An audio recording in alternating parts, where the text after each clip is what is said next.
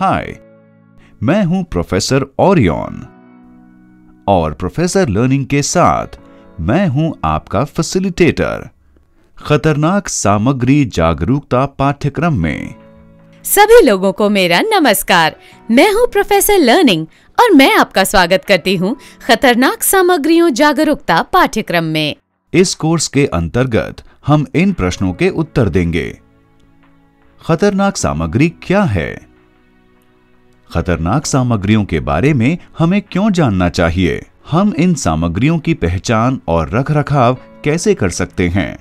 ये मॉड्यूल देंगे इन प्रश्नों के उत्तर। 1. खतरनाक सामग्रियों का परिचय। 2. प्रावधान। 3. वर्गीकरण। 4. अंकड़न और लेबलिंग। 5. व्यवस्था या रखरखाव और आपातकालीन प्रक्रियाएं। चलो शुरू करते हैं हमारी पहली मॉड्यूल के साथ, जिसमें कवर किया जाएगा खतरनाक माल की परिभाषा, खतरनाक सामान के वायु मार्ग से सुरक्षित परिवहन के लिए नियम क्यों जरूरी हैं और इन नियमों को कौन परिभाषित करता है। आओ सबसे पहले खतरनाक सामग्री को परिभाषित करते हैं। खतरनाक सामग्री वे पदार्थ हैं जो स्वास्थ्य, सुरक्षा, संपत्ति या पर्यावरण के लिए खतरा बन सकते हैं। खतरनाक सामग्रियों के कुछ उदाहरण हैं कीटनाशक, पेट्रोल, रंग, गैस सिलेंडर, अवन और नाली क्लीनर, ब्लीच, ग्लू और एरोसॉल्स। ये सभी संभावित खतरनाक सामग्री हैं। खतरनाक सामग्री से संभावित जोखिम को बेहतर समझने के लिए आओ इस दुर्घटना की जांच करें। 11 मई 1996 मायामी इंटरनेशनल हवाई अड्डा। एक वैल्यू जेट विमान उड़ान भरने के लिए तैयार किया जा रहा है। एक कार्गो लोडर ने विमान के टायर के आसपास कार्गो होल्ड में बबल्ड पैकेट में ढीले बंधे 144 पुराने या शिथिल ऑक्सीजन जेनरेटर रख दिए। विमान उड़ान पट्टी की ओर बढ़ने लगती है। इस हरकत से ढीले बंधे ऑक्सीजन जेनरेटर में आग लग जाती है और कुछ समय में उनमें से सभी जलने लगते हैं। धातु जेनरेटर की सतह और भी गर्म हो जाती है। बॉक्स और बबल्ड पैकेट ने आग पकड़ ली और जो भी इनके रास्ते में आया सबको जलाकर भस्म करते गए। विमान दुर्घटनाग्रस्त हो गया और उसमें सवार सभी यात्री मारे गए। यह खतरनाक सामग्री के अनुचित रखरखाव का एक सीधा उदाहरण था, जिसमें निर्धारित प्रक्रिया का पालन नहीं किया गया।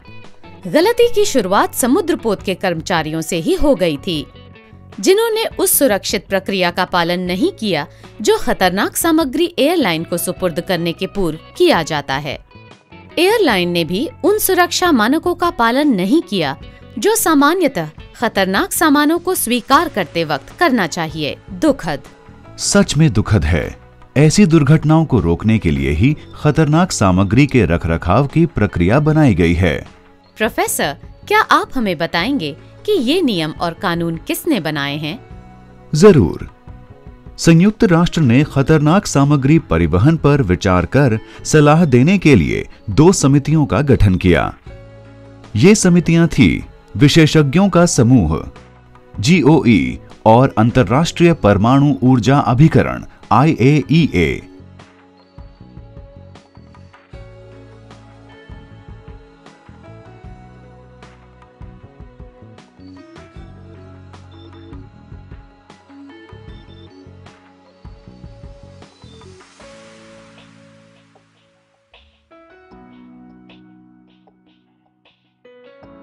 ICAO के तकनीकी निर्देशों और अनुच्छेद 18 पर आधारित अंतर्राष्ट्रीय वायु परिवहन संघ एक ऐसा प्रयोक्ता हितैषी नियम पुस्तिका का प्रकाशन करता है, जिसे उड्डयन विभाग द्वारा खतरनाक सामग्रियों के सुरक्षित परिवहन के लिए फील्ड डॉक्यूमेंट के तौर पर प्रयोग किया जाता है।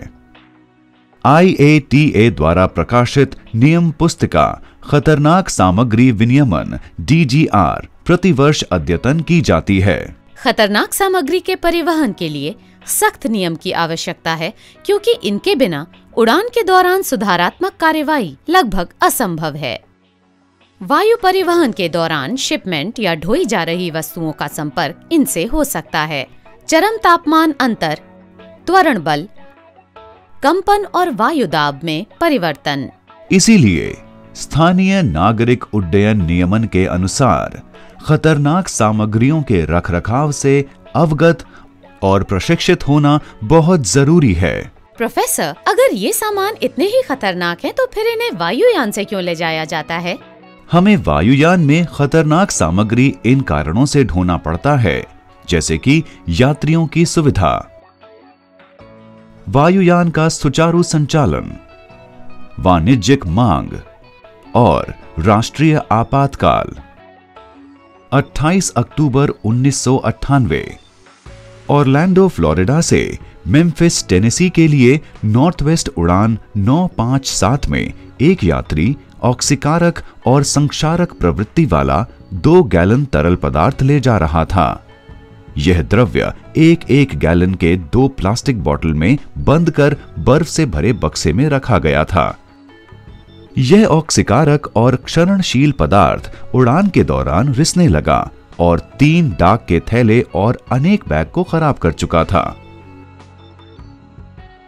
मेम्फिस पहुंचने पर कार्गो कर्मचारियों ने इस रिसाव को पानी समझकर अनदेखी कर दिया। उन्होंने कुछ थैलों को नॉर्थवेस्ट के दूसरे विमानों में भी रख दिया, जिनमें नॉर्थवेस्ट 7 भी शामिल था, जो सियाटल, वॉशिंगटन के लिए जा रहा था।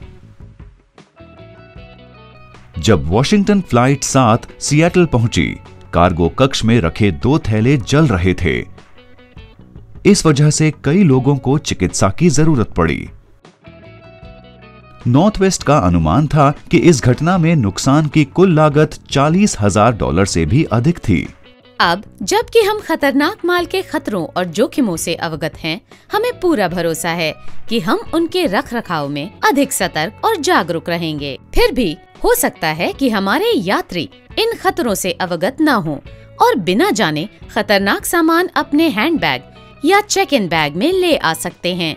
इसीलिए हमें इस संबंध में अपने यात्रियों में साइनेज, पोस्टर, पर्ची और टिकट के माध्यम से जागरूकता फैलाने की जरूरत है।